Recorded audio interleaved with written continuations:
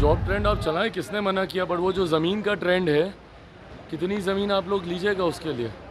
सुनिए, अभी तो राजभवन से खेला हो रहा है, 4 तारीख को ईवीएम में खेला होगा। जब इतने खेला कि इन लोगों को जानकारी है तो फिर काहे 300 प्लस का दावा ये लोग करते रहते हैं? आप भारतवासी है तो उनका आपका प्रधानमंत्री है, तो प्रधानमंत्री ऐसे एक समुदाय के खिलाफ क्यों बोल रहे हैं मुझे मालूम नहीं है। वैसे भी हम इस आरक्षण के बारे में कुछ नहीं बोला, हम सोचा भी नहीं, हम चर्चा भी नहीं किए। ये तो सिर्फ प्रधानमंत्री के मन में है। ये वो तो दिल्ली में बैठे थे 10 साल, पीओके को कहाँ ले लिया आपने? ये सिर्फ चुनावी जुमला है और चुनाव के वक्त सब कुछ बोलते हैं, चुनाव के बाद सब कुछ भूल जाते हैं। यही हमारा अनुभव है 10 साल से भाजपा के साथ। नमस्कार, मेरा नाम प्रेम है और आप लाइव स्ट्रीम देख रहे हैं। तेजस्वी यादव कह रहे हैं कि हम जॉब ट्रेंड्स चलाएंगे। चिराग पासवान से सवाल भी किया गया कि तेजस्वी यादव जॉब की बात कर रहे हैं, पर चिराग पासवान ने साफ शब्दों में कह दिया कि चलाए ना, मना कौन कर रहा है। पर जमीन के बदले जो नौकरी देने का आरोप लगा है वो किन पर लगा है?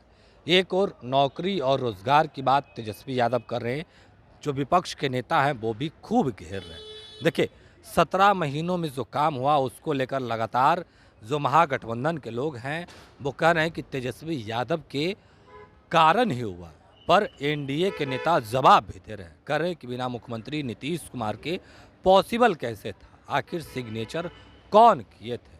अब तेजस्वी यादव को लेकर जो बात चिराग पासवान कह रहे हैं वो भी हम आपको सुनवाएंगे, पर किस तरीके से चिराग पासवान नौकरी के बदले जमीन को लेकर जब सवाल किया गया है तो जवाब भी दे रहे हैं।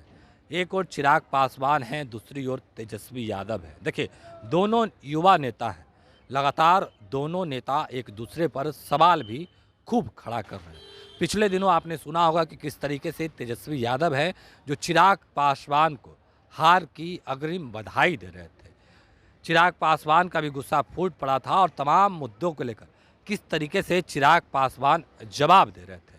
अब सवाल आया नौकरी और रोजगार के मुद्दे पर।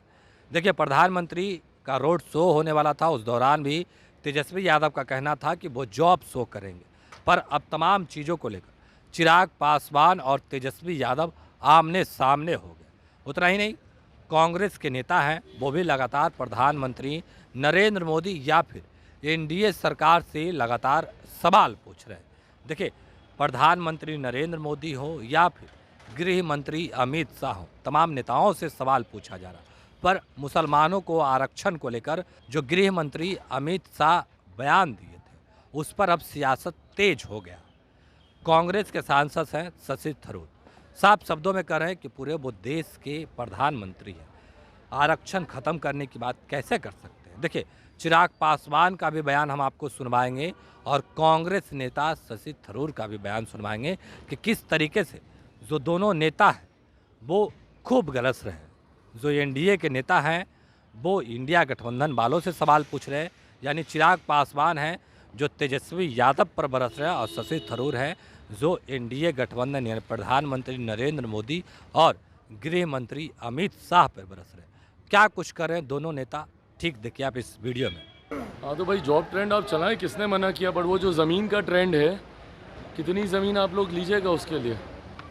ये बातें कहने से नहीं होता ना, जनता को ये विश्वास भी तो होना चाहिए कि आप लोग कुछ कीजिएगा। कैसे होगा जनता को विश्वास जब आपके ऊपर भ्रष्टाचार के मामले चलते हैं, जब आपके ऊपर नौकरी के बदले ज़मीन लेने के मामले चलते हैं, जब इस तरीके के उदाहरण जनता के सामने हैं।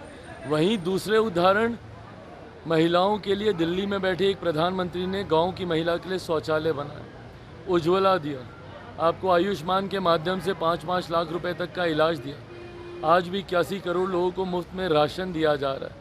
प्रधानमंत्री आवास, मुख्यमंत्री आवास, किसान सम्मान निधि, जहां एक तरफ ये उदाहरण है, वहीं दूसरे भ्रष्टाचार, अपराध और जिस तरीके से नौकरी के बदले ज़मीन, ये उदाहरण है। तो जनता क्यों आप पे विश्वास करेगी? और यही कारण है भैया कि पहले भी जनता ने आप लोगों का खाता तक नहीं खुलने दिया था, और इस बार तो इनका जो एक सीट थी वो भी नहीं होगी। 5 चरण के चुनाव नहीं और कल 6ठे चरण का हो जाएगा। हम लोग बहुमत के आंकड़े से वैसे ही बहुत ज़्यादा आगे हैं। भाई, जानकारी तो सबके पास हो जाती है ना मोटा मोटी कि कितना क्या रुझान जा रहा है, किसके पास कितनी। तो हम लोग 325 तो हम लोग 5 चरण में ही हम लोग निकाल रहे हैं। कल छठे चरण के बाद और हम लोग की मजबूत परिस्थिति, और उसके बाद 7वें चरण में आप देखिएगा आते आते 400 का जो लक्ष्य है उसको हम लोग पार कर लेंगे। 400 पार करने के लिए राजभवन से खेला किया जा रहा है। है विपक्ष का आरोप है 400 का आंकड़ा पार करने के लिए राजभवन से खेला किया जा रहा है। रात में अधिकारियों को बुलाकर सुनिए, अभी तो राजभवन से खेला हो रहा है, 4 तारीख को ईवीएम में खेला होगा। जब इतने खेला कि इन लोगों को जानकारी है तो फिर काहे 300 प्लस का दावा ये लोग करते रहते हैं? फिर क्यों झूठ बोलते रहते हैं? या तो ये बोल दें कि यहाँ पे खेला हो रहा है, या फिर ये स्वीकार कर लें कि ये लोग बड़ी हार की तैयारी की ओर ये लोग अग्रसर हो रहे हैं। अभी तो ईवीएम का पूरा रोना इन लोगों का बाकी है, उसकी पूरी मैन्यूस्क्रिप्ट अभी लिखी जा रही है, देखिएगा 4 तारीख सुबह से शुरू होगी। देखिए, प्रधानमंत्री सारे भारतवासियों के प्रधानमंत्री होना चाहिए ना। जो आपका मज़हब हो, जो आपकी भाषा हो, जो आपकी जाति, आप भारतवासी है तो उनका आपका प्रधानमंत्री है। तो प्रधानमंत्री ऐसे एक समुदाय के खिलाफ क्यों बोल रहे हैं मुझे मालूम नहीं है। वैसे भी हम इस आरक्षण के बारे में कुछ नहीं बोला, हम सोचा भी नहीं, हम चर्चा भी नहीं किए। ये तो सिर्फ प्रधानमंत्री के मन में है ये। तो मैं सिर्फ कहूँगा प्रधानमंत्री जी आप दूसरी बात कर दीजिए, क्योंकि इस विषय पे हमें कोई तर्क नहीं है, क्योंकि हमारी मैनिफेस्टो में ये लिखा भी नहीं है। तो आप किस की बुनियाद में आप ये प्रश्न उठा रहे हैं? मंत्री ने कहा है कि पीओके हमारा है और लेकर रहेंगे। तो 10 साल क्या किए वो लोग? वो तो दिल्ली में बैठे थे 10 साल। पीओके को कहाँ ले लिया आपने? ये सिर्फ चुनावी जुमला है, और चुनाव के वक्त सब कुछ बोलते हैं, चुनाव के बाद सब कुछ भूल जाते हैं। यही हमारा अनुभव है 10 साल से भाजपा के साथ। स्वाति मालीवाल ने अपने ही चीफ मिनिस्टर के ऊपर सवाल उठाया और कहा है कि वो बचा रहे हैं अपने पीएस को।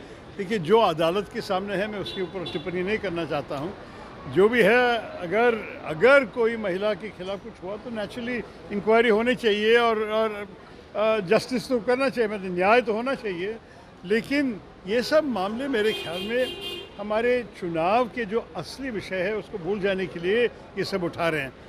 4 तारीख के बाद आप पूछिए, हम देखेंगे क्या बताएंगे। तो अभी आप चिराग पासवान को भी सुन रहे थे और कांग्रेस के सांसद शशि थरूर को भी सुन रहे थे, किस तरीके से दोनों नेता है जो एक दूसरे पर सवाल खड़ा कर रहे थे। चिराग पासवान ने किस तरीके से तेजस्वी यादव पर बरस रहे थे और कह रहे थे नौकरी के बदले जमीन। उतना ही नहीं, प्रधानमंत्री नरेंद्र मोदी जो पिछले 10 साल में काम किए उसको भी चिराग पासवान गिनवा रहे थे और बता रहे थे कि किस तरीके से जो दिल्ली में एक प्रधानमंत्री बैठा है वो महिलाओं के लिए काम कर रहे हैं, जो गरीब हैं उनके लिए शौचालय बनवा रहे हैं, महिलाओं के लिए उज्ज्वला योजना चला रहे हैं। देखिए, ये प्रधानमंत्री नरेंद्र मोदी के बारे में चिराग पासवान का बयान था जो आपने सुना है।